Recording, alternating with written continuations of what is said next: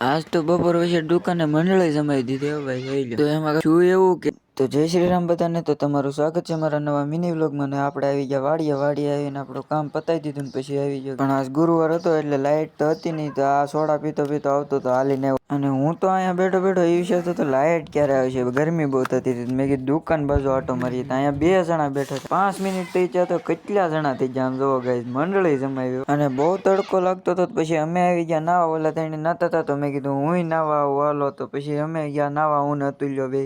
અને મેં વિડીયો શરૂ કર્યો એટલે કશ્યો તો નખરા કરે. અને નાતા પછી કાનો કે આંબુદા રમવો છે, તો અમે પછી કીધું હાલો. અને એ તો પાણીમાં આંબુદા રમવાની તો મજા જ કઈક અલગ છે ભાઈ. અને પછી વેવા ઘેરે ને થઈ ગયો 4. અને મેં વિડીયો ચાલુ કર્યો તો કશ્યો કાઢતો તો દાંત. અને હા ભાઈ, આ વાડી છે રામ કશ્યાની. એને 8 વીઘામાં 3 દિવસ થયા છે. જે વિડીયો ચાલુ કરે ને તે જ વરસાદ આવે. અને પછી સાંજે ખાઈને મેં ઘેરે ને અને કાપી નાખી ધારામાં હોપારી. બાય.